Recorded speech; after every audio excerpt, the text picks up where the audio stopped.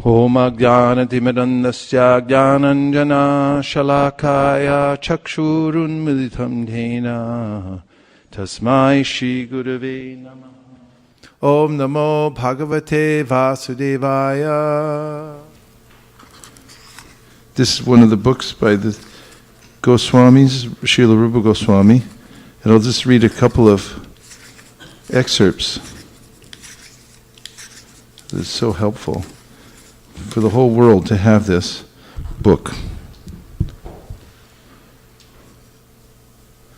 This is Characteristics of Pure Devotional Service. Chapter 1. In Srimad Bhagavatam, 3rd Canto, 29th chapter, verses 12 and 13, Srila Kapiladev, while instructing his mother, has given the following characteristics of pure devotional service. Please get 3rd Canto, 29th chapter, verses 12 and 13. In Srimad Bhagavatam, 3rd Canto, 29th chapter, verses 12 and 13, Srila Kapiladev, while instructing his mother, has given the following characteristics of pure devotional service. My dear mother, those who are my pure devotees and who have no desire for material benefit or philosophical speculation have their minds so much engaged in my service that they are never interested in asking me for anything except to be engaged in that service. They do not even beg to live in my abode with me.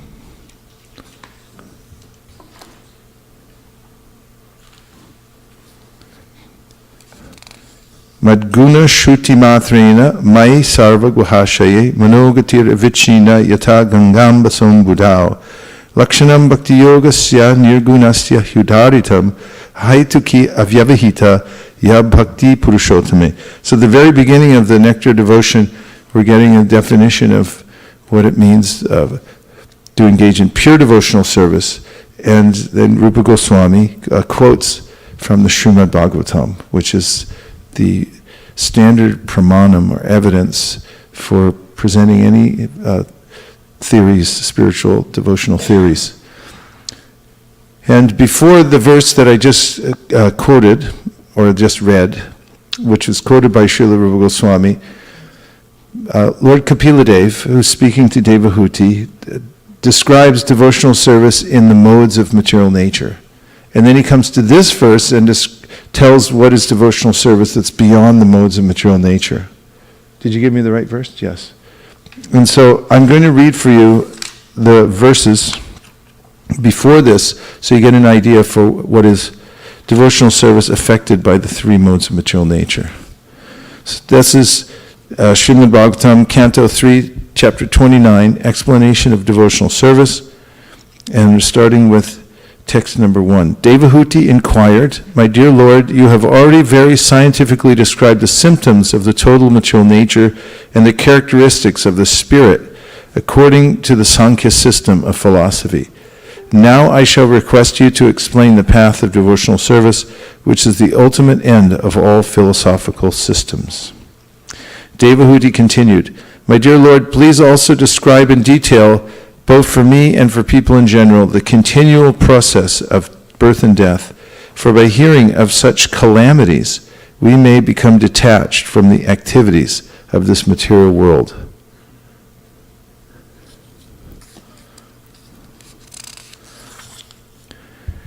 Please also describe eternal time, which is a representation of your form, and by whose influence people in general engage in the performance of pious activities. My dear Lord, you are just like the sun, for you illuminate the darkness of the conditional life of the living entities. Because their eyes of knowledge are not open, they are sleeping eternally in that darkness without your shelter, and therefore they are falsely engaged by the actions and reactions of their material activities, and they appear to be very fatigued. Sri Maitreya said, O best amongst the Kurus, the great sage Kapila, moved by great compassion and pleased by the words of his glorious mother, spoke as follows. Lord Kapila, the Supreme Personality of Godhead, replied, O noble lady, there are multifarious paths of devotional service in terms of the different qualities of the executor. Purport. Pure devotional service in Krishna consciousness is one because in pure devotional service there's no demand from the devotee to be fulfilled by the Lord. But generally people take to devotional service with a purpose. As stated in Bhagavad-gita, people who are not purified take to devotional service for 4 purposes. Please quote the verse. Use the microphone, somebody. Somebody volunteer to recite the verse. Give it to our resident pundit. Chaturvida bhajanto mam jana sukrita arjuna artha jigyasur artharthi gyani cha bharatarchava. Yes. 4 types of people take shelter unto me or surrender unto me. This artha, this person who is sick, artharthi, artha jigyasur, the person who is inquisitive, artharthi who is looking for money or fame gain, and gyani who is in knowledge. Okay. These 4 type of people. Good. From 7th chapter. Yes. 16 verse of 15 verse, yeah. 7:16. A person who is distressed because of material conditions becomes a devotee of the Lord and approaches the Lord for mitigation of his distress. A person in need of money approaches the Lord to ask for some improvement in his monetary condition. Others who are not in distress or in need of monetary assistance but are seeking knowledge in order to understand the absolute truth also take to devotional service, and they inquire unto the nature of the Supreme Lord. This is very nicely described in Bhagavad-gita 7:16. Actually, the path of devotional service is one without a second, but according to the devotee's condition, devotional service appears in multifarious varieties, as will be nicely explained in the following verses. Prepare yourselves. Abhisandhaya yohinsam damban matsaryam evava samrambhi binnadrig bhavam mai kuryat satamasaha. Devotional service executed by a person who is envious, proud, violent, and angry, and who is a separatist, is considered to be in the mode of darkness. It has already been stated in Srimad Bhagavatam, 1st canto, 2nd chapter, that the highest, most glorious religion is the attainment of causeless, unmotivated devotional service. Somebody else, please quote the verse. Use the microphone. Samepam samparo dharmo yato bhaktir adhokshaje ahaituki apratihata yayatma suprasidati. The highest devotional service is one that is attained, which should be unmotivated and uninterrupted to completely satisfy the self. Verse number.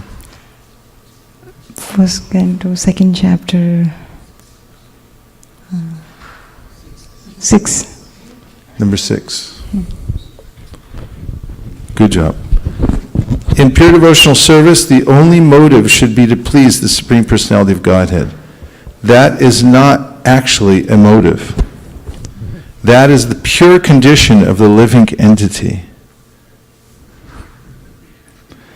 In the conditioned stage, when one engages in devotional service, he should follow the instruction of the bona fide spiritual master in full surrender. The spiritual master is the manifested representation of the Supreme Lord because he receives and presents the instructions of the Lord as they are by disciplic succession. So if a person from a corporation like what? Intel? Okay, like Intel.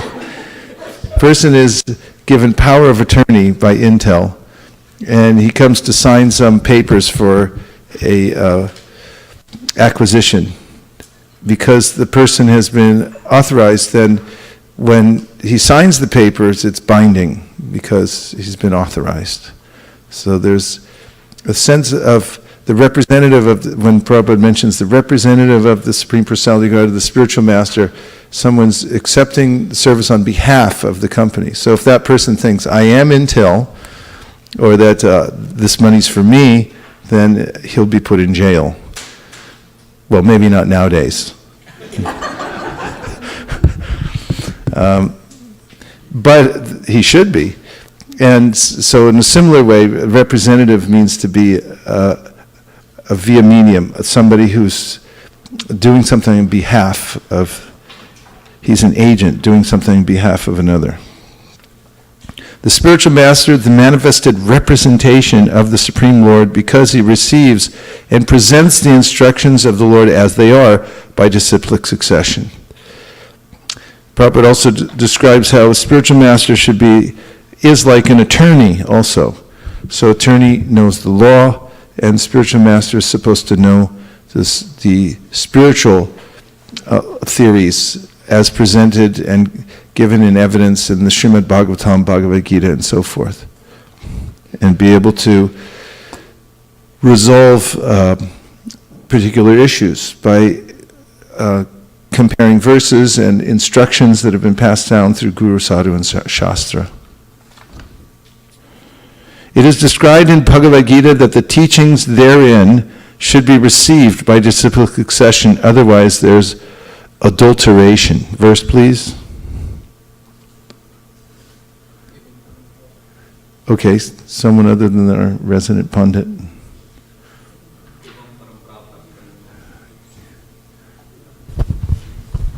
Oh, you are Bhakti Shastris, right? Evam parampara praptam imam rajasya vidu sakalini mahata yoganasta parantapa. Could you just tell us about the verse, please? So this verse is translation. The translation. So this is the disciplic succession. Evam parampara praptam. This disciplic succession. I don't know exact translation would be. Evam parampara praptam imam rajasya vidu. So he's saying that this is like the disciplic succession. Sakalina mahata yoganasta parantapa. So and then by the time gradually it occurs, it deteriorates the value of the knowledge because of the time factor. Yeah, he says that because this the knowledge has been lost, now I'm passing it on to you through parampara, means one after another, and he's renewing it. Okay. To act under the direction of a bona fide spiritual master with a motive to satisfy the Supreme Personality of Godhead is pure devotional service. I repeat, to act under the direction of a bona fide spiritual master with a motive to satisfy the Supreme Personality of Godhead is pure devotional service. But if one has a motive for personal sense gratification, his devotional service is manifested differently. Such a man may be violent, proud, envious, and angry, and his interests are separate from the Lord's. One who approaches the Supreme Lord to render devotional service, but who is proud of his personality, envious of others, or vengeful, is in the mode of anger. He thinks that he is the best devotee. Devotional service executed in this way is not pure. It is mixed, and it is the lowest grade, of the lowest grade, tamasaha. Which grade? Srila Vishwanath Chakravarti Thakur advises that a Vaishnava who is not of good character should be avoided. A Vaishnava is one who has taken the Supreme Personality of Godhead as the ultimate goal of life, but if one is not pure and still has motives, then he is not a Vaishnava of the first order of good character. One may offer his respects to such a Vaishnava because he has accepted the Supreme Lord as the ultimate goal of life, but one should not keep company with a Vaishnava who is in the mode of ignorance. So, if someone is a Vaishnava, which means he accepts Krishna as the ultimate goal of life, but doesn't have good character, what should one do? Well, you said avoid, but what else? Somebody use the microphone and give the full explanation. You've got it? Go ahead. Maharaj, we could keep a respectful distance. Okay, be a little more accurate. Respectful distance. I mean, that's good, but it's very sutra-esque. So yes? One should basically not have any association, not necessarily respectful distances, but association in terms of the thought process, in terms of the Vani, so which is to be avoided. You could offer respects to such a person, but you don't have to associate. I mean, what you said was nice. Yes? Can you relate it to with the 6 kind of dealings among the devotees which can be avoided with him, like dadati pratiginyati kuchamakyati, so this kind of dealings? Sure. Well, maybe you send him some prasad from the other part of the country. Yeah, so and it's important to understand that there's two things. One is you're showing respect, but the other is you're not obligated to associate. In fact, you're enjoined here that you shouldn't associate if someone has bad character. But that doesn't mean then that you should disparage the person publicly or become disrespectful, because we respect those who can say Hare Krishna. But you don't have to be right in close and have intimate association with such a person. And as a matter of fact, during outreach of Krishna consciousness, if one meets somebody who's inimical towards the Lord, one should avoid such a person. But Jiva Goswami goes on to say, in one's mind, one should think and pray for such a person that he or she might be helped by devotional service. And he said, this is sadachar, it means it's good behavior. To think about how to help such a person, but you should avoid them at the same time. Okay, text number 9. The worship of deities in the temple by a separatist with a motive for material enjoyment, fame, or opulence is devotion in the mode of passion. Purport. The word separatist must be understood carefully. The Sanskrit words in this connection are binna drik or pratak bhava. A separatist is one who sees his interest as separate from that of the Supreme Lord. Mixed devotees, or devotees in the modes of passion and ignorance, think that the interest of the Supreme Lord is supplying the orders of the devotee. The interest of such devotees is to draw from the Lord as much as possible for their sense gratification. This is the separatist mentality. Actually, pure devotion is explained in the previous chapter. The mind of the Supreme Lord and the mind of the devotee should be dovetailed. A devotee should not wish anything but to execute the desire of the Supreme. That is oneness. When the devotee has an interest or will different from the interest of the Supreme Lord, his mentality is that of a separatist. When the so-called devotee desires material enjoyment without reference to the interests of the Supreme Lord, or he wants to become famous or opulent by utilizing the mercy or grace of the Supreme Lord, he is in the mode of passion. Mayavadis, however, interpret the word separatist, this word separatist, in a different way. They say that while worshiping the Lord, one should think himself one with the Supreme Lord. This is another adulterated form of devotion within the modes of material nature. The conception that the living entity is one with the Supreme is in the mode of ignorance. Oneness is actually based on oneness of interests. A pure devotee has no interest but to act on behalf of the Supreme Lord. When one has even a tinge of personal interest, his devotion is mixed with the three modes of material nature. Someone give one of the main points from this purport, one of the main points. Okay. Yes, Kushal, go ahead.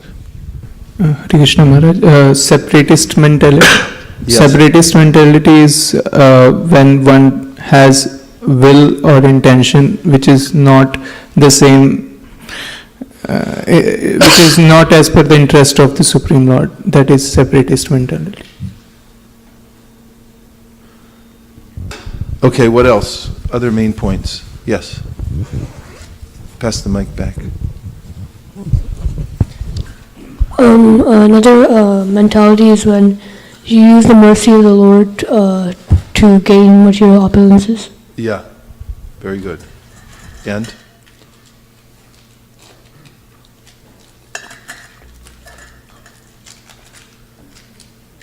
Did you have a point? Hare Krishna Maharaj. So the sentence, the mind of Supreme Personality of Godhead and the mind of the devotee should be dovetailed. Yeah. It really is stuck. Oneness means? Yeah, oneness of interest, oneness of purpose. So, this describes devotional service in the mode of passion and mode of goodness. Karma nirharam udishya parismin va tad arpanam yajed yashtavyam itiva pratag bhava sasatvika. Shraddha, you had another point?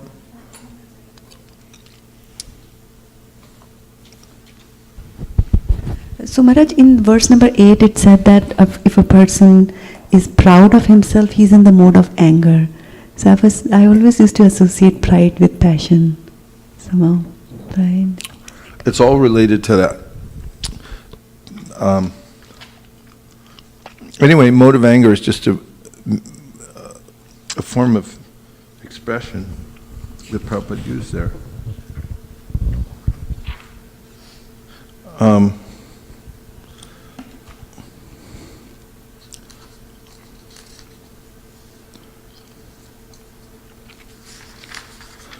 Can you refer to that?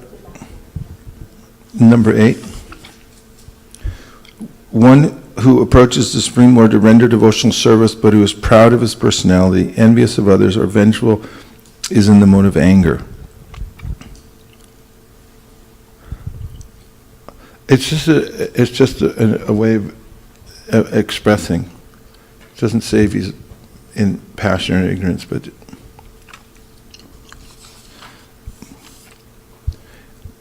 when a devotee worships the Supreme Personality of Godhead and offers the results of his activities, in order to free himself from the inebrities of fruitive activities, his devotion is in the mode of goodness. Purport. The Brahmins, Kshatriyas, Vaishyas, and Shudras, along with the Brahmacharis, Grihastas, Vanaprasthas, and Sannyasis, are the members of the 8 divisions of Varnas and Ashramas, and they have their respective duties to perform for the satisfaction of the Supreme Personality of Godhead. When such activities are performed and the results are offered to the Supreme Lord, they are called karmarpanam. What are they called? Duties performed for the satisfaction of the Lord. If there is any inebriety or fault, it is atoned for by this offering process. But if this offering process is in the mode of goodness, rather than in pure devotion, then the interest is different. The 4 ashramas and the 4 varnas act for some benefit in accordance with their personal interests. Therefore, such activities are in the mode of goodness. They cannot be counted in the category of pure devotion. Pure devotional service, as described by Rupa Goswami, is free from all material desires. Anyabhilashita shunyam. There can be no excuse for personal or material interest. Devotional activities should be transcendental to fruitive activities and empiric philosophical speculation. Pure devotional service is transcendental to all material qualities. Devotional service in the mode of ignorance, passion, and goodness can be divided into 81 categories. There are different devotional activities such as hearing, chanting, remembering, worshiping, offering prayer, rendering service, and surrendering everything, and each of them can be divided into 3 qualitative categories. There is hearing in the mode of passion, in the mode of ignorance, and in the mode of goodness. Similarly, there is chanting in the mode of ignorance, passion, and goodness, etc. 3 multiplied by 9 equals 27, and when again multiplied by 3, it becomes 81. One has to transcend all such mixed materialistic devotional service in order to reach the standard of pure devotional service as explained in the next verses. So now we come back to the original verse. This is Madguna Shruti Matrena, and this is the definition of pure devotional service.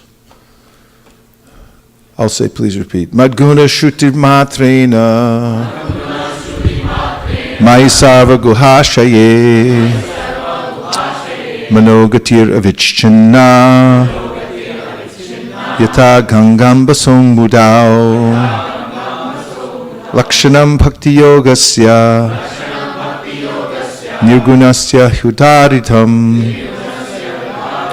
Ahaituki Avyavahita Ya Bhakti Purushottame. Translation is, the manifestation of unadulterated devotional service is exhibited when one's mind is at once attracted to hearing the transcendental name and qualities of the Supreme Personality of Godhead, who is residing in everyone's heart. Just as the water of the Ganges flows naturally down towards the sea, such devotional ecstasy, uninterrupted by any material condition, flows towards the Supreme Lord. Purport. The basic principle of this unadulterated pure devotional service is love of Godhead. Madguna Shruti Matrena means just after hearing about the transcendental qualities of the Supreme Personality of Godhead. These qualities are called nirguna. The Supreme Lord is uncontaminated by the modes of material nature. Therefore, he is attractive to the pure devotee. There is no need to practice meditation to attain such attraction. The pure devotee is already in the transcendental stage, and the affinity between him and the Supreme Personality of Godhead is natural and is compared to the Ganges water flowing towards the sea. The flow of the Ganges water cannot be stopped by any condition. Similarly, a pure devotee's attraction for the transcendental name, form, and pastimes of the Supreme Godhead cannot be stopped by any material condition. The word avichinna, without interruptions, is very important in this connection. No material condition can stop the flow of devotional service of a pure devotee. The word ahaituki means without reason.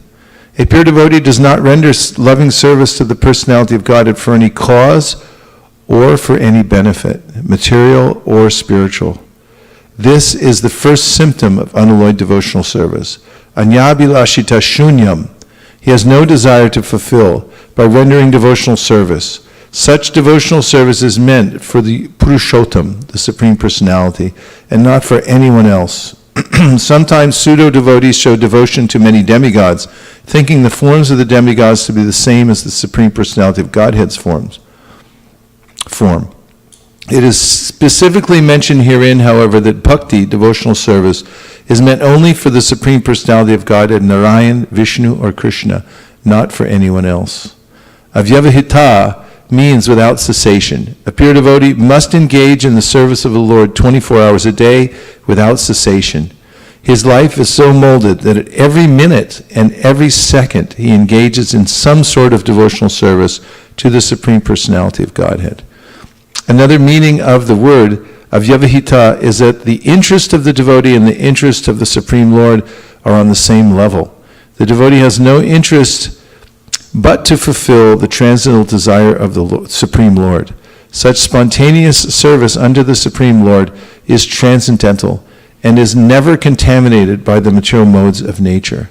These are the symptoms of pure devotional service, which is free from all contamination of material nature. Now I'll go back to the first paragraph of the Nectar Devotion, from which we had moved on to see what Rupa Goswami was referring to.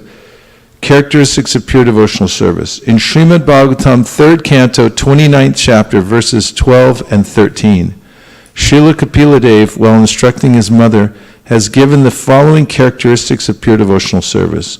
My dear mother, those who are my pure devotees, who have no desire for material benefit or philosophical speculation, have their minds so much engaged in my service that they are never interested in asking me for anything except to be engaged in that service. They do not even beg to live in my abode with me. So now we'll take some reflections. Oh. Yes, that's true, yeah.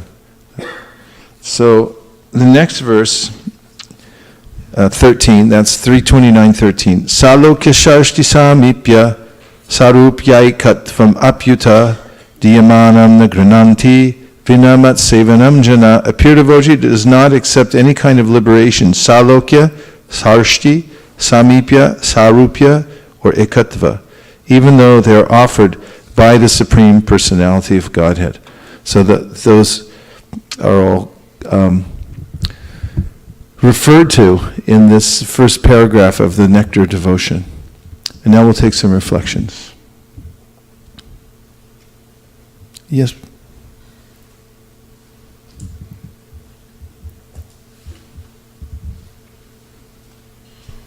Hare Krishna Guru Maharaj. I really like the build-up of this class. Basically, when I sat down, right, the first verse we talked about was like Chaturvija Bhajante Mam, where Krishna is saying like, 4 kinds of people come to me, and you clearly explain this is okay, but these are not pure, right? Then I was confused. So first you tell like, these people can come and worship me, and then you kind of say these are not pure, right? Then this verse that you just read in the purport, right, it clearly talks about how the devotion should be unmotivated and it should be directed to just please the Lord. So that kind of clearly tells, like, this is what the definition of a pure devotee. So that was good. Yes, we also will notice as we're studying the various kinds of devotional service, even though motivated, how magnanimous Krishna is, that he appreciates all of them. For instance, Chaturvida bhajante mam jana sukritino arjuna arto jignasa artarti jnani cha bharatarshava. Krishna mentions 4 kinds of what he says, sukriti, pious people who render service unto him or surrender to him because of the various motives that they have. And besides these, he mentions in the 9th chapter of the Bhagavad-gita, Gana Jagnena Chapyanye Yajanto Mamupasite Ekatvena Pritatvena Bahuda Vishvato Mukham. He said, then there are those, he says, some of them worship themselves as the Supreme Personality of Godhead. Ekatvena, they think they're God, so they worship in that way. Pritatvena Bahuda. And then there are those who see separate forms of the Lord. They think the demigods are various representatives and they're as good as worshiping the Supreme Lord. Pritatvena Bahuda Vishvato. Pritatvena Bahuda means they see various forms of the Supreme Personality of Godhead and accept those as God and they worship. And then Vishvato Mukham, then they see the universe as the Supreme Personality of Godhead. This is fairly common. People say, I prayed to the universe for a new car. And it came. I thanked the universe. I put out to the universe. There's a sense that there's a divineness to the universe, and they worship the universe as God. And Krishna is not disparaging these people necessarily. He's saying that they don't have a clear idea, but they have some idea that there's a divine somewhere, and they're worshiping in that way. But he gives also in the 9th chapter of the Bhagavad-gita a very clear indication of the perfect condition of devotional service when he gives Mahatmanas tu mam partha daivim prakritim ashrita bhajantyananya manaso gyatva bhutatim avyayam and satatam kirtayanto mam yatantascha judavrta namashantascha mam bhaktya nitya yukta upasate. And here he uses the word tu, and he says that but there are this special category of the pure devotees of the Lord. So this progression of verses we just read in the Srimad Bhagavatam, a 3rd canto, gives an idea of the ways in which the people who are doing devotional service, they have faith in God, but they're contaminated by various desires. We see how they're categorized and so forth. So it's helpful to see that because although it's important wherever it appears, that spark of a devotional service, knowing what the actual goal is and the definition of pure devotional service is very important. That's why Rupa Goswami begins his book with this. To say that this is the nature of pure devotional service. This is what we'll be talking about in the Nectar Devotion, how to perform that kind of devotional service. Other reflections, a lot of them. Okay, Bali Mardan, Prabhu, you had your hand up before, and then Vaisesika. So I like the Prabhupada's purport, how he really gives an example of the separatist. There are 5 difference, likely the violent, the envious, and the separatists are not in the mode of pure devotional service, rather than in devotion in darkness. And Prabhupada given an example of the definition of separatist, and then he said about the separatist in the mode of darkness, which is not agreeing to this. And the 3rd category mentioned about the separatist who is taking the mercy of the Lord and taking advantage for his own glory, so it's likely more of passions. And then he is also giving an example of the Mayavadis, how they misinterpret the actual verse of separatist, and then Prabhupada again come back to who is in the mode of goodness. So those flow of the ideas about the devotional service, which clarifies today a lot about how we can really uplift ourselves to understand what exactly the pure devotional service means. Yeah, nice points that these all refer to some kind of separatist mentality. And Malini had quoted a verse earlier indicating the only way that one can be fully satisfied is by not having any separate interest. When one's interest is the same as the Lord's, that's one's only interest, then one can feel satisfaction in life. And all kinds of fear, anxiety, and so forth are caused by this feeling of separateness. In fact, going back in a general sense, the Srimad Bhagavatam says, Bhayam dvitiya binibeshata syat. That when there's dvitiya, when there's this feeling of separateness, dvitiya means there's something else besides the Lord and his purposes. Then fear arises. But as soon as one sees that, things may be out of my control, but it doesn't mean that things are out of control in general, because everything's controlled by the Lord. Those who understand that Krishna's controlling everything and conform their lives to his interests no longer are disturbed by the various changes that go on in the world, because why should they be? They don't have any other interests except for the Supreme Lord, and he's controlling everything. Who is next? Vaisesika.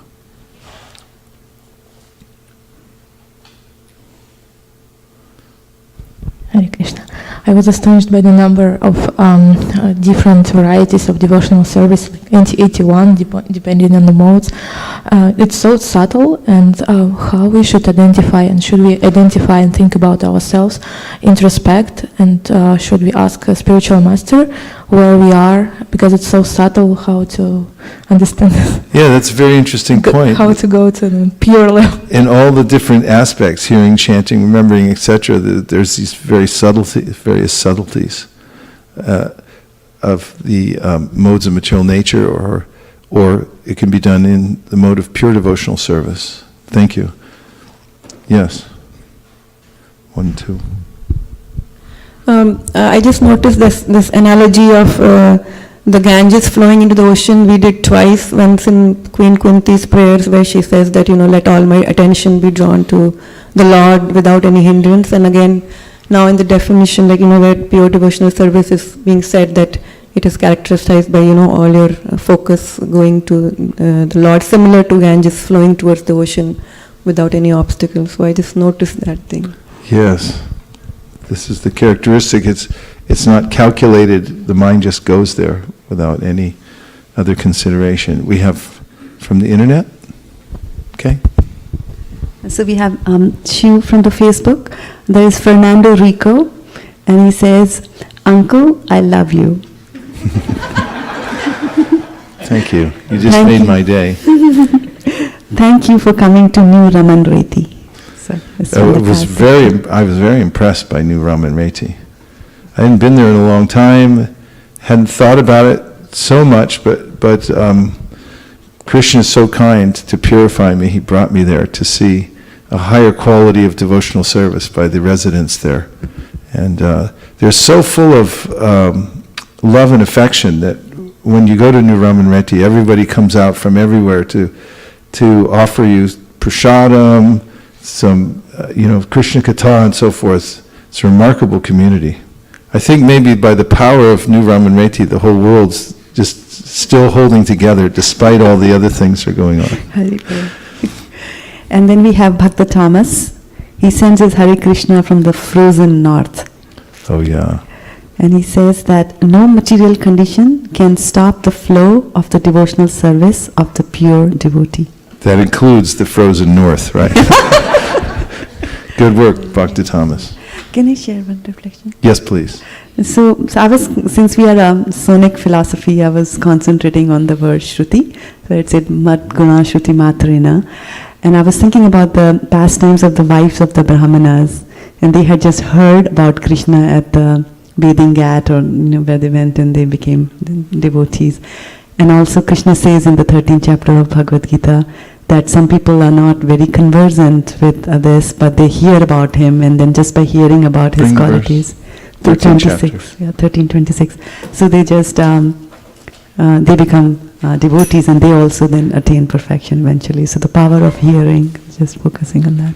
Very nice. And this very much relates to the activity of Sankirtan, especially because she brought in 1326, in which Krishna says, again there are those who, although not conversant in spiritual knowledge, begin to worship the Supreme Person upon hearing about him from others. Because of their tendency to hear from authorities, they also transcend the path of birth and death. And Jiva Goswami makes this point in his Bhakti Sandarbha that one can understand the quality of one's own devotional service by to the degree in which one has developed a desire to hear. So if the Chaitanya Charitamrita comes out, then you think, I got to go home now. I think my mom's calling me to make a peanut butter and jelly sandwich. The mind resists, then this is a sign that there's some contamination by the modes of nature. But if one is constantly drawn towards hearing and wants to hear more and more, this is a sign of spiritual health. And you can judge for yourself and see how much eager you are to hear. What else? Yes. Hare Krishna, Maharaj. Thank you for giving such nice descriptions about the characteristics of pure devotion.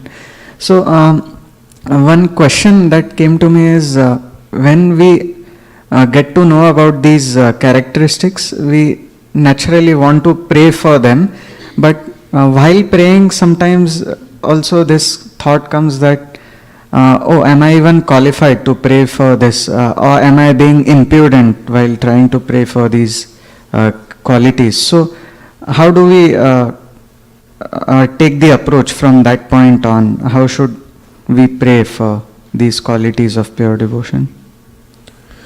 Well, first to understand that it's the natural state of the living entity. It's not something foreign to us. Nitya Siddha Krishna Prema Sadhya Kabunoi Shravanadi Shita Chite Kare Udoy. Chaitanya Mahaprabhu taught that the devotee has the nature of having affection for the Supreme Personality of Godhead, but it's become covered over.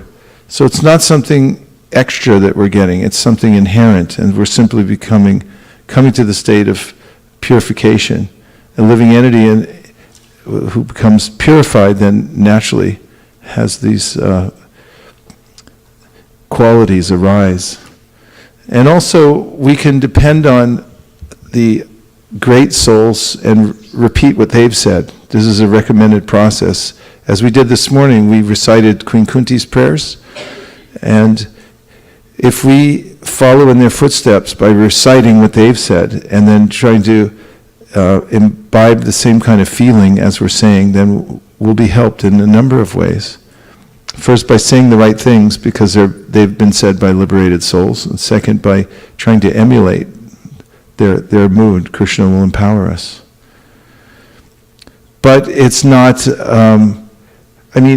you'll find in many of the prayers of liberated souls, the statement again and again, I'm not qualified.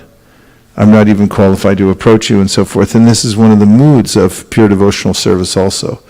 Chaitanya Mahaprabhu taught Sanatana Goswami that as one advances in devotional service, one feels him or herself less and less qualified.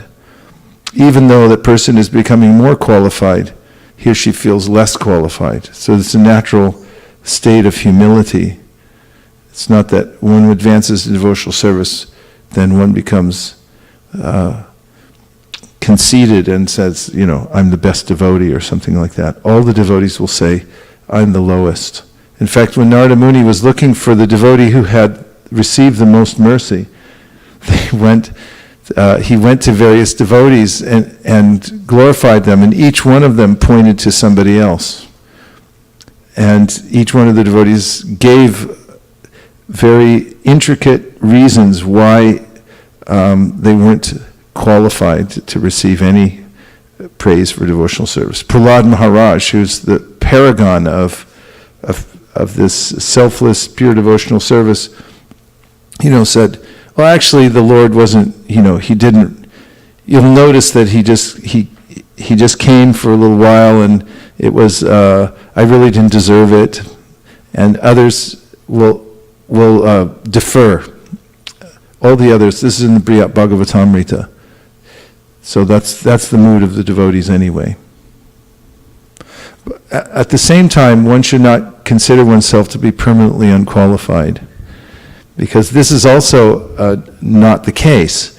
By following the process, one should have optimism that I can come to the perfectional stage. Otherwise, why are we performing the activities? And Chaitanya Mahaprabhu says, krame krame, step by step, if you follow this, then you'll come to the perfectional stage. You'll come to the stage of Uttamadhikari. So sometimes people, well, Uttamadhikari, it's not that, Uttamadhikaris descend and then there's no access to that stage of devotional service. It's the opposite. Anyone can start from the neophyte stage, and by chanting Hare Krishna, following the process, one can come to the stage of Uttamadhikari. Otherwise, why is there a process at all? And if one isn't qualified, or has no potential to come to that stage, then why even follow it? There's no purpose to it. It's not logical at all. Did you write the Declaration of Independence? The Bill of Rights? The Magna Carta? What else? Any other things? Yes, last point. So, this separatist mentality in devotional service, Srila Prabhupada was explaining in one of the Chatashloki Bhagavad-gita purport. So he was mentioning that if somebody knows the goal of life, that means he is in the devotional process, but he's attached to fruitive activities, that means he is in karma yoga. That means karma mishra bhakti.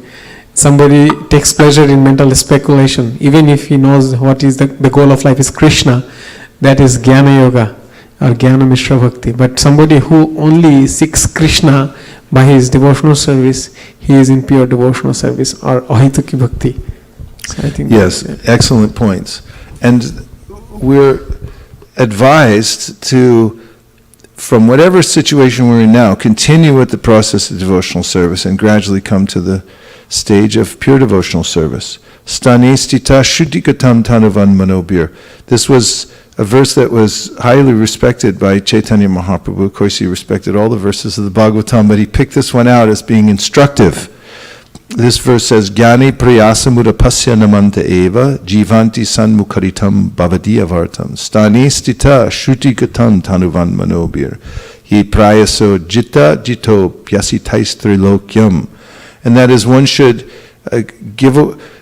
distance oneself from trying to speculate about God in any way, and simply surrender to the process of devotional service. And by that process, no matter what situation one's in now, stane stita, you can stay in that situation, because what else can you do? You can't artificially move. But stane stita shuddhikatam, and you go on hearing, shuddhikatam vanmano bir, and you worship that hearing process with your body, mind, and words. You're offering obeisances to the hearing process, submissive hearing. Shuddhikatam tanavan manobir ye prayaso jitta jitto means that you will come to that stage of pure devotional service. It's indicated in the verse. Jitta jitto means that you'll be able to conquer the unconquerable. The unconquerable is Krishna, and the only way he's conquered is by pure devotional service. So jitta jitto. But you can do that by hearing about Krishna. So one should arrange one's life in such a way that one can hear Srimad Bhagavatam, Bhagavad-gita, Chaitanya Charitamrita. And this can be organized. Anyone can do this within a 24-hour period. One should have some special time when one hears from the directly from the Srimad Bhagavatam and hears Prabhupada's purports, because by that process, submissive hearing regularly every day, one will advance in devotional service. Faith will become firm. One will also develop a taste for hearing, because there's nothing like the Bhagavatam. And especially if you hear successively, go all the way through from the first canto all the way to the 12th canto, that your brain will be rearranged, will be put in proper order. And your mind will function properly. The mind, when it's affected by various kinds of sound vibration that is material, affected by material sound vibration, it doesn't function properly. It gets broken. And you don't even dream properly. You don't dream properly, you can't think properly, you can't make proper decisions. But when you hear Srimad Bhagavatam, they used to have this thing, here's your mind on drugs. It was a thing against drugs, and they said, here's your mind, I think they had an egg or something, here's your mind on drugs, and they put it in the egg in the frying pan, and it was like frying. You could have one with your brain. Here's your brain on material sound vibration, here's it on Srimad Bhagavatam. So it is the process, the submissive hearing. If one dedicates oneself to the process, even if one begins and doesn't have an attraction for hearing, if one at least has an appreciation that it's medicinal and goes on taking it, then one will gradually learn everything and also develop a taste for hearing about Krishna. Hare Krishna. Okay, what else was there? The Declaration of Independence, Bill of Rights, Magna Carta. Oh yes, there's somebody on the phone. That's what it was. Okay, whoever was there on the phone and wanted to make a point, please go ahead now. Was that you? Oh, there's somebody else. Okay, go ahead and speak up. I didn't quite hear who that was.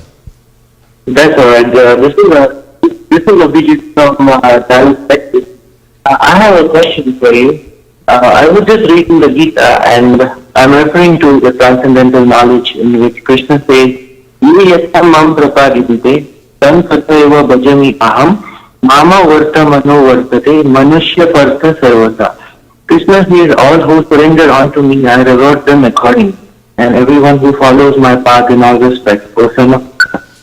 I wanted to ask, with reference to this quote, when devotees are sincere towards their devotional service to Krishna, and they are sincere in their endeavor to serve Krishna, in often situations of our life when things become difficult to do that, or instance of not out, things don't go so. I wanted to ask that at that point, why doesn't Krishna intervene with Maya and say, hey, stop, this is my duty, please converse with me, and I offer my protection.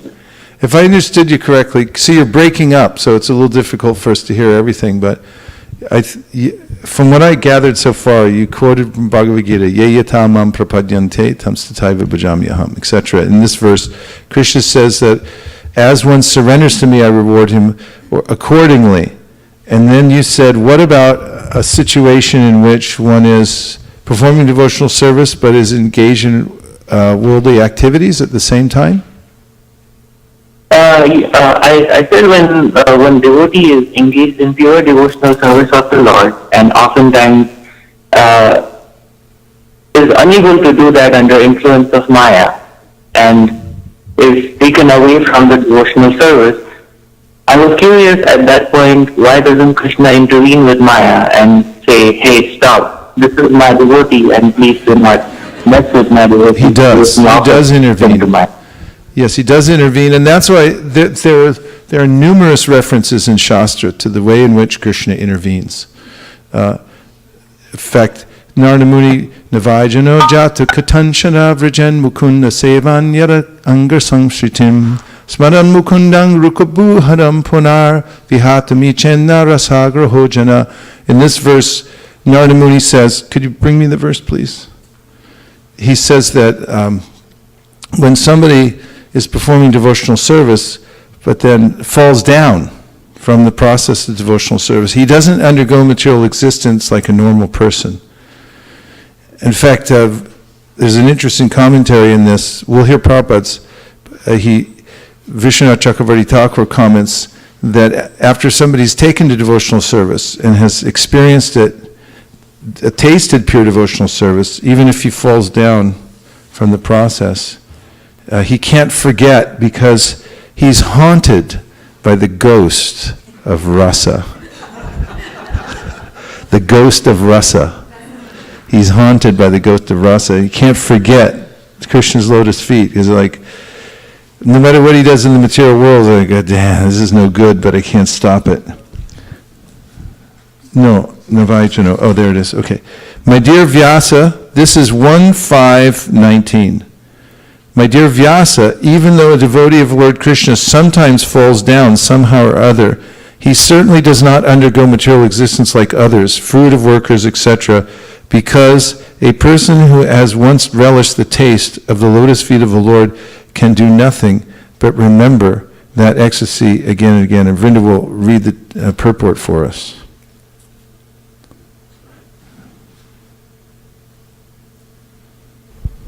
A devotee of the Lord automatically becomes uninterested in the enchantment of material existence because he is rasagraha, or one who has tasted the sweetness of the lotus feet of Lord Krishna. There are certainly many instances where devotees of the Lord have fallen down due to uncongenial association, just like fruitative workers who are always prone to degradation. Keep a list. Uncongenial, write it down. But even though he falls down, a devotee is never to be considered the same as a fallen karmi. A karmi suffers the result of his own fruitative reactions, whereas a devotee is reformed by chastisement directed by the Lord himself. Read that again. A karmi suffers the result of his own fruitative reactions, whereas a devotee is reformed by chastisement directed by the Lord himself. This is an important point in answering your question, Abhijit, because although it may seem that the Lord is not intervening, that the karma is coming back in, it's different. Because Krishna has taken personal control from the surrendered soul. Even though he or she may fall back down into Maya, Krishna then is giving them a special dose so that they'll come back to devotional service. I'll prove that in other ways. Please go ahead. The sufferings of an orphan and the sufferings of a beloved child of a king are not one and the same. An orphan is really poor because he has no one to take care of him, but a beloved son of a rich man, although he appears to be on the same level as the orphan, is always under the vigilance of his capable father. A devotee of the Lord, due to wrong association, sometimes imitates the fruitative workers. The fruitive workers want to lord it over the material world. Similarly, a neophyte devotee foolishly thinks of accumulating some material power in exchange for devotional service. Such foolish devotees are sometimes put into difficulty by the Lord himself. As a special favor, he may remove all material paraphernalia. By such action, the bewildered devotee is forsaken by all friends and relatives, and so he comes to his senses again by the mercy of the Lord, and is set right to execute his devotional service. In the Bhagavad-gita, it is also said that such fallen devotees are given a chance to take birth in a family of highly qualified brahmanas, or in a rich mercantile family. A devotee in such a position is not as fortunate as one who is chastised by the Lord and put into a position seemingly of helplessness. The devotee who becomes helpless by the will of the Lord is more fortunate than those who are born in good families.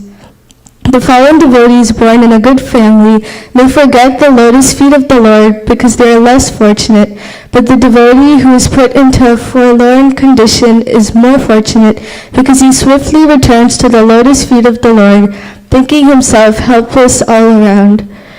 Pure devotional service is so spiritually relishable that a devotee becomes automatically uninterested in material enjoyment. This is a sign of perfection in progressive devotional service.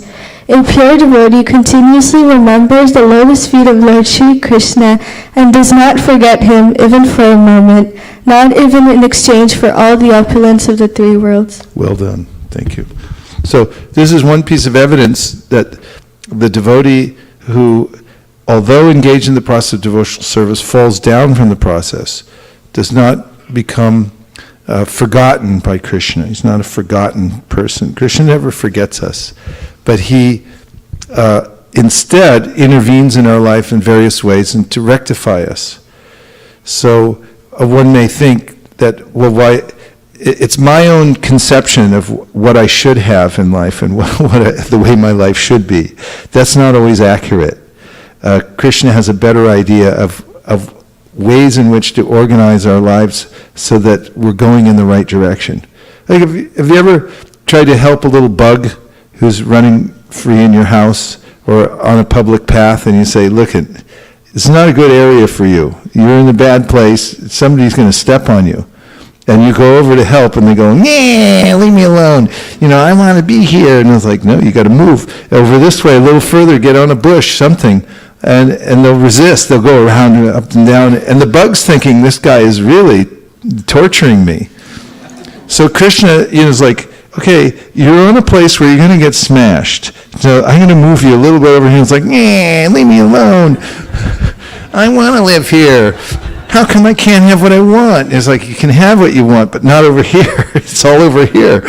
So we have to be intelligently aware that Krishna is our well-wisher and that he's the one that's moving us around. So for other evidence, we have from the 11th canto of the Srimad Bhagavatam, Supada mulam bhajata priyasya tyaktanya bhavasa hare priyeshaha vikarmayat chot patitam katanchid dhunoti sarvam hridi sannivishtaha. This verse says that a devotee may sometimes, somehow or other, although he's engaged, his full intention in life is to give up everything for the Lord. He becomes Hari Priyesha. He becomes dear to the Lord because of that. Anyone who does anything, even a little bit, this is something that's mentioned in the Nectar of Devotion, available here for $9.99. Product placement, becomes dear to the Lord. He's grateful. It's one of his qualities. He's always grateful for any little thing that somebody does. What to speak of somebody who surrenders and follows the path of pure devotional service? Such a person falls down, this verse says, somehow or other, these things come up because of past conditioning. There's a way in which it just bubbles up and somebody gets deviated. So, Sopadamulam bhajata priyasya tyaktanya bhavasa hare priyasya vikarmayat chot patitam katanchid. So somehow or other they perform some vikarma. Dhunoti sarvam hridi sannivishta. It's already built into the system because Krishna is there within the heart and he knows the intention of the person. And nothing else is required except for the devotee go on performing pure devotional service because the Lord will purify him of that. No special arrangement like prayaschitta needs to be performed in order for one to become purified from that. So this proves also that Krishna is reciprocating with us. Even if we become overwhelmed by Maya, he's there to help rectify us from within the heart and purify us. So once one takes the path of devotional service, Prabhupada writes in the light of the Bhagavad, then even if one changes one's mind, the force of the devotional service will take us anyway. Which is, a reasonable person will then say, think, that I might as well there's the easy way and the hard way. Might as well just surrender to Krishna and have him bring us along. But we're never forsaken by Krishna. I hope that helped. Thank you so much. Okay, Hare Krishna. Thank you for checking in. Good to hear from you. So, I also wanted to bring out a point from the 7th canto of the Srimad Bhagavatam, and that is that Hiranyakashipu had made a great endeavor to get something from the Supreme Personality of Godhead. He wanted to be deathless, and he wanted to enjoy everything in the material world. That's why his name is Hiranyakashipu. And these iconic figures can give us a hint that whenever we might identify a desire within ourselves for enjoying the material world, we might relate it to the story of Hiranyakashipu and think, well, he had given an extraordinary effort to enjoy the material world to the utmost. And not only that, he had performed austerities which were verified and also rewarded by the chief demigod in the universe, Brahma. And what was the result of that? Can anyone say? In one word? The result of him getting all those benedictions. How did it work out for him? Let's just ask you that. Failure, anything else? Disaster. It was disastrous. So one might take a lesson from this, that this sort of endeavor, even subtly, even in a small level, it leads to disaster, it leads to failure. Krishna says in the Gita, Mogasha, Moga Karmano, Moga Jnana Vichetasa, Rakshasimmasirim Chaiva, Prakriti Mohinim Shritaha. Hey, we got some pundits over here too. Okay, so there's a way in which he says, if you have this demoniac mentality of trying to enjoy the material world, then it becomes baffled on all levels. Mogasha, Moga Karmano. Your activities will be curtailed ultimately. Moga Jnana Vichetasa. The knowledge that you try to wrench out of the material world, to demand answers and so forth, that will be distorted. And because they've taken shelter of this demoniac mentality. So the purpose of these examples is to show us that there's no recourse other than pure devotional service. Now, one of the very interesting points that is made here in the 7th canto of Srimad Bhagavatam is that when Hiranyakashipu asked for this benediction, Brahma concedes, he gives it to them. He gives them what he wants. But there's a warning there that don't try to take things that you can't actually enjoy peacefully. Don't ask for benedictions that will actually burden you. So one might analyze this and see, what am I asking for? David Byrne from Talking Heads once said in his song, Burning Down the House, none of you have heard it, but it says, there's a lyric in there that said, watch out, you might get what you're after. That's one of the refrains in the song. Watch out, you might get what you're after. So this is similar. There's a parallel here to the living entities. You may ask for many things, but watch out, you might get it. Can you handle it? Don't ask for benedictions that you can't handle. And if you go carefully into the subject matter and you study the Srimad Bhagavatam in detail, you find out the only thing we can really handle is pure devotional service, that benediction. If you ask for other benedictions, they won't sit well with you. Be like the princess and the pea. There's a story about the princess and the pea. Who knows the story? Okay, tell us. Go ahead, just do the best you can. So there was a princess. Hold a little closer, we want to hear this. There was a princess, and I don't remember the exact story, but she slept on. You can call a friend if you need to. Okay, go ahead. Do the best you can, and they'll help you out with the princess and the pea. One day she slept, and I think her one of her relatives kept a pea under the mattress. Well, there's a little before that, right? Because the princess, you know the story? Okay, tell it. Give it to Shraddha.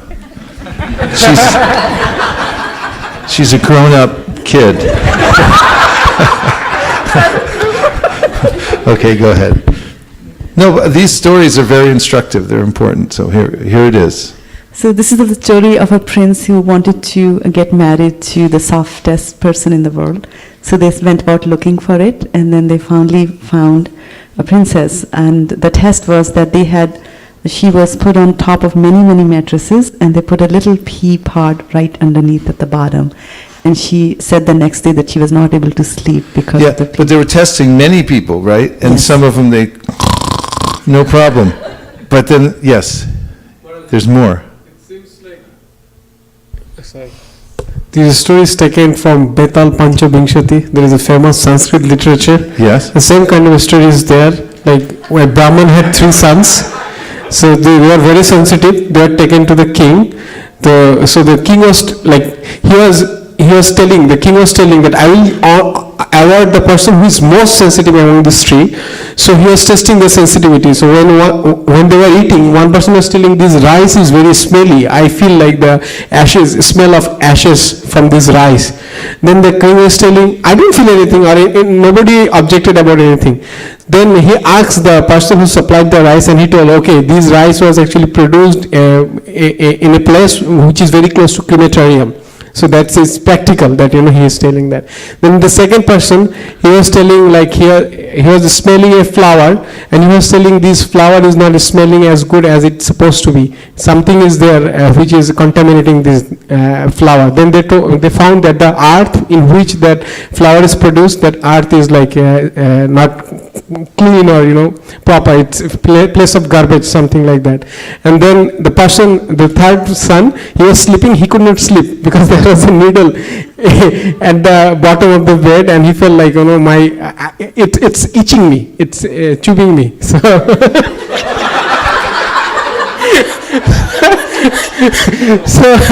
the king finally awarded the third son the most sensitive award, because he directly perceived it, like the person was really feeling the pain. The other persons, they can have known those information from someone, or made some fabricated story, but that was personally experienced. So I think that Pinches and Peas story is copied from that Betal Panchabhingshati story. We're very subtle. We're living entities. We're not part of this world, and there are unlimited subtle enjoyments that we can try for. But for those who have tasted pure devotional service, these all become actually a disturbance to the consciousness. And in the story of the Princess and the Pea, when they're testing to see who's qualified, the various candidates, I may be making some of this up, but it works anyway. They come and sleep on the mattress, they don't feel it, but the actual princess, they don't know the pea's there. And under a stack of mattresses, then she's tossing and turning, and the next day what happens? There's something underneath there. So this indicates the delicacy of the body of the princess. So in a similar way, we're very delicate, and when we become refined in our consciousness, when our consciousness becomes refined, there's a way in which the subtle desires for material enjoyment become very disturbing to us. And so we can't be satisfied by any amount of interaction with the material world, even the fine arts. When you take, Prabhupada mentions in the Srimad Bhagavatam, the mode of goodness. There are fine arts and music and so forth. And even that, although it's in the mode of goodness, it can't satisfy us ultimately. Only the pure devotional service. So you have to be aware of the fact that we won't get comfortable here in the material world only by taking shelter of the process of pure devotional service do we become fully comfortable. That's our constitutional position. And although it may sound like a difficult road, I mean, there may be a way in which, okay, well, how do I get there? It's actually very simple in one way. In another way, there's a lot of refinement to be done. But in another way, there's a simple switch that can be flipped. And once you flip the switch, then your life changes instantaneously. And that switch is mentioned by Srila Bhaktivinoda Thakur, and he says, Jiv Krishna Dash Abhishosh Kolito Ardukunai. And that is that just consider that I'm a servant of the Supreme Personality of Godhead, Krishna. And if you remember this and embrace it, and it's really our constitutional position, then you become immediately aligned. There's self-help gurus out there. I know, like Tony Robbins talks a lot about, ways in which to realign your consciousness, but through changing the way you're holding yourself and so forth. But the real alignment is in this. It's our attitude that I'm a servant. I'm not the master. Master means I'm trying to enjoy something here in the material world. But as soon as I think I'm a servant, then I feel relief. And as soon as one thinks I'm a servant of the Supreme Personality of Godhead, then one's properly situated. And as soon as one thinks I'm the servant of the servant of the servant of the servant, a million times removed of the Supreme Personality of Godhead, then one is situated in happy life. We welcome back Mukunda Dato Prabhu. Please give him a hand. Hare Krishna. He needs the mic too. He raised his hand. Shri Mukunda Dato. Shri Govinda Dato. Shri Govinda Dato. Everyone was looking for Mukunda Dato. Harish, I also adore Mukunda Datta Prabhu for his nice kirtans. I was looking where is. Thank you so much for nice class, Prabhuji. I was just remembering along the same lines, like in Ramayana, when Lord Ram was going from Ayodhya and was sleeping at one place in Guhaka's place. So his friend Guhaka, he was repenting, like seeing Lord Ram sleeping on the grasses. Like he was repenting how he's a very great king and how the bhagya has turned, like all the destiny has turned and he's suffering, and he was just in anxiety kind of things. And Lakshman was awake and he consoled and he gave a lot of knowledge to Guhaka at that time in the night. And he was mentioning the same points, like all this like reversals or the fortunes and everything are seen as dream when seen from the one who is awakened in the consciousness. And the living entity is really considered to be awakened when they give up this desire for subtle and gross enjoyment in the material nature. So I was just remembering that point, that this material desire, when we give up them, then the living entity awakes in the material sense. And then these are seen just a dream passing through, it doesn't disturb us so much. Thank you so much. Oh yes, thank you very much. Otherwise, that dream can fully consume us, and it can go on for millions of lifetimes being absorbed in that. So in this one short lifetime as a human being coming in contact with devotional service, one should endeavor very strenuously to come to the point of pure devotional service. Lord Rishabhadeva says in the 5th canto, Nunam pramata kurite vikarma yadindriya prite aprinoti. That's sadhamanye yada atmanoyam asanat bikleshada asadeha. He says that it's a big mistake to have taken birth in a material body. Don't compound it. Don't make it worse by getting more entangled. As Prabhupada put it very simply, said, make the best use of a bad bargain. That's a kind of attitude. And so he says, you shouldn't have taken birth anyway, but since you have, do everything you possibly can to come out of this entanglement in the material world. Don't make it worse. Don't get re-entangled in the material world. That's a big mistake. So the Bhagavatam encourages us to go towards the path of pure devotional service. Yes.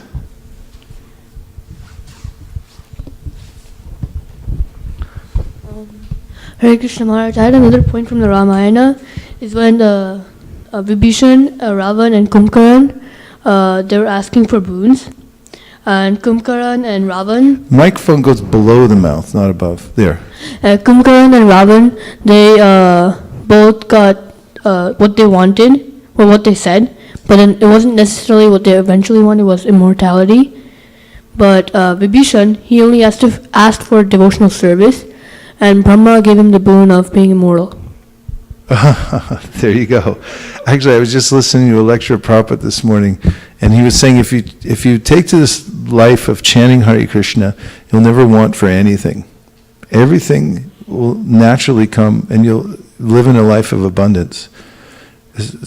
So the best business for anyone in this material world is to take up Krishna's business and close down one's other businesses. It doesn't mean that you don't continue to earn your livelihood.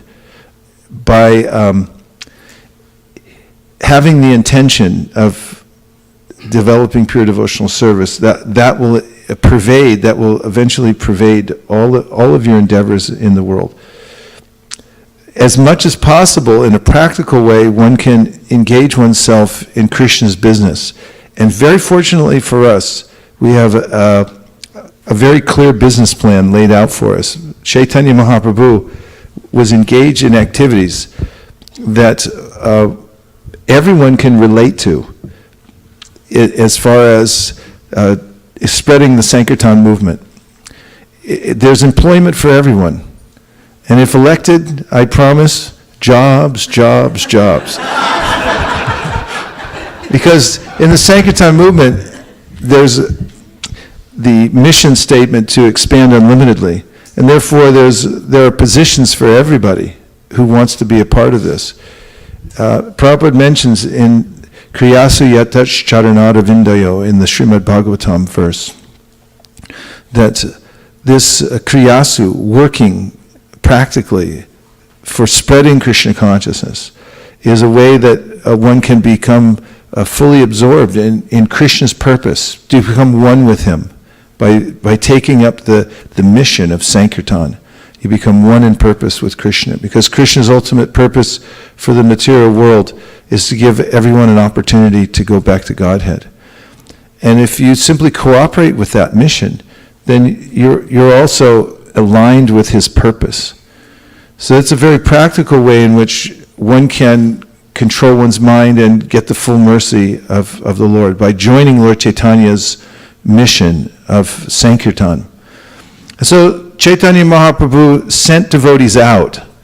He was eager that they go door to door. And the other day when we were in Alachua, we went out door to door. And as we were going along, we were reading from the 5th canto, and Prabhupada said in a purport, you should go door to door. So when there's something such a direct and clear and practical thing that one can do, one can just do it, and will feel the immediate results.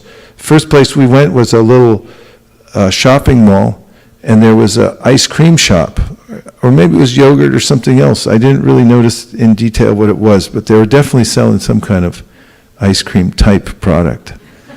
And there was one woman inside there working behind the counter, and going into some of these places, one doesn't know what the person is thinking or how they're going to take it. But Prabhupada wrote before he came to America that people in general are in their homes and they're thinking, when are Nitai and Gauri going to come and save me? And if you analyze it in an existential way, I mean, somebody working in an ice cream shop, they don't know where they came from, they don't know where they're going, they're just in a short interim period in their life, and it makes perfect sense to walk in and offer a Bhagavad-gita in such a circumstance, to give somebody some actual clear direction in life. So we did that based on the instructions, the examples of Srila Prabhupada and other great acharyas, that it's important to go out into the world and meet people.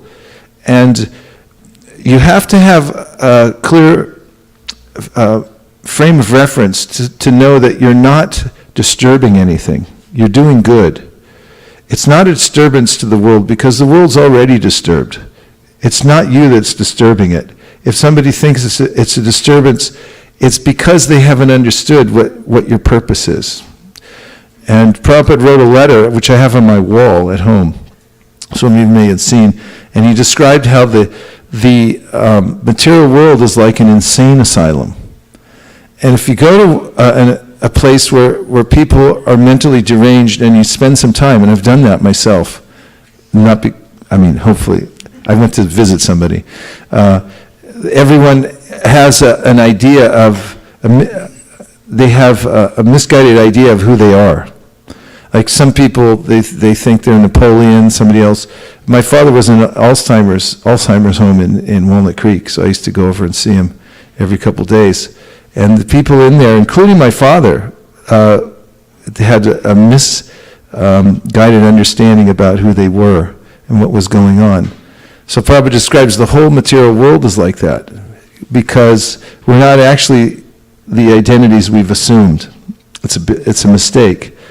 So, and sometimes if you go into a place like that and you'll introduce something or talk to somebody, people might give you so many different kinds of reactions. Some of them even might maybe a violent reaction. But that doesn't mean you're doing the wrong thing. It just means you're doing your job. So we went into the ice cream shop, and the woman looked really busy as we were talking to her. And the more we talked, the more I explained what was in the Bhagavad-gita and gave details of what was in there, the more her mind started getting attracted to it. And that's one of the principles of Sankirtan. And if anything else, if you bring it up and you make it visible, then there's a possibility the living entity will get attracted to it. And the reason is that living entities are marginal energy. They can go anywhere, and they do. And it's all because of external influence. So you get to be the influence, but you're bringing your influence by the order of Sri Chaitanya Mahaprabhu. So they're getting influenced through you as representatives, as instruments from the internal potency. So as I explained the Bhagavad-gita to her a little bit more, she started slowing down what she was doing because she was trying to look busy. And I saw a bumper sticker that said, Jesus is returning, look busy. And so there was the way in which her mind started getting attracted to the book. And then as I told more and more and more, it turned out she had a spiritual side to her, and she ended up buying that book and giving it a significant donation, and then chanting Hare Krishna and so forth. And so, it's just a lone ice cream shop. There was nobody else in there at the time. And we just took the chance to go in there, and then it made all the difference in the world. So this activity of Sankirtan is a transcendental activity. It's a spiritual practice that you engage in, that you bring all of the philosophy of Bhagavatam and Bhagavad-gita to bear, and you go out and you enact it by giving people an opportunity to take to Krishna consciousness, asking them to chant the Maha Mantra and so forth. Yes, Malini. Puji, to your point, you were saying that how Nita and Chaitanya actually, they're waiting for Nita and Chaitanya to come and save them. Last Saturday when we went door to door, we met some South Indian couple. The husband was an IIT and very highly qualified. And when we went, they said, please come on in. And when we went and we were talking about Bhagavatam, the wife and husband said that just recently we were just thinking that the Greek mythology, they have volumes of books like encyclopedias, and then other faiths also have similar kind of books. How come our culture, Vedic system, doesn't have this kind of an encyclopedia? And then we said, when we told about the Bhagavatam in the end of the presentation, so we were saying, we request that you should take these books. He says, definitely, we were waiting for these books. Waiting for the books.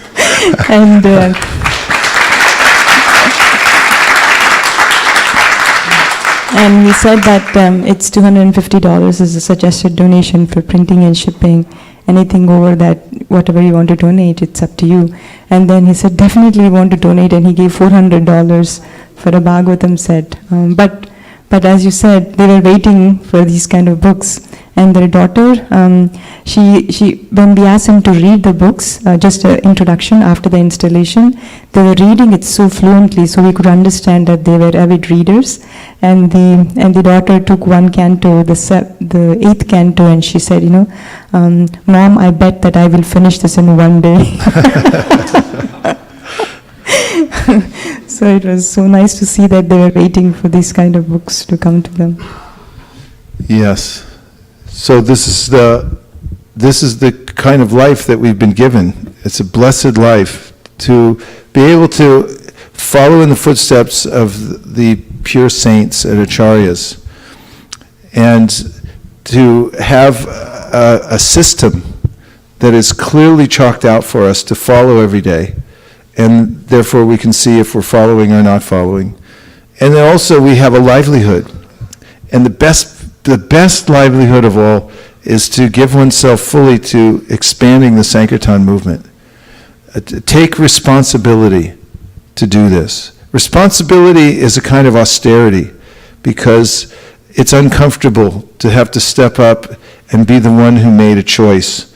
And then, because you can be criticized for making choices, somebody else will favor the other idea that you took, but do the best you can to spread the Sankirtan movement and take responsibility and become leaders in whatever department you're in. Become a leader by becoming, first of all, a really good follower, and then also using all of your talents and skills to expand the Sankirtan movement.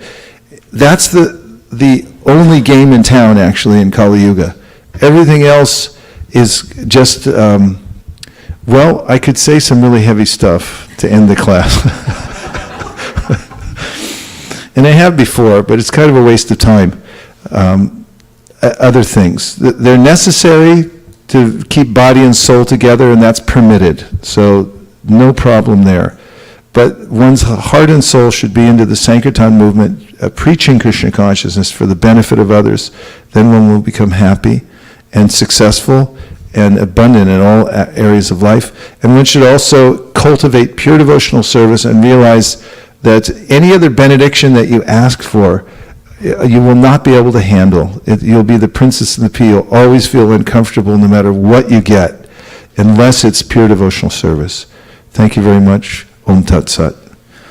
Gopremanande Nitai Gaura Hari Bo Hari Bo Hari Bo Nitai Gaura Hari Bo Nitai Gaura Hari Bo Bo Hari Bo Nitai Gaura Hari Bo.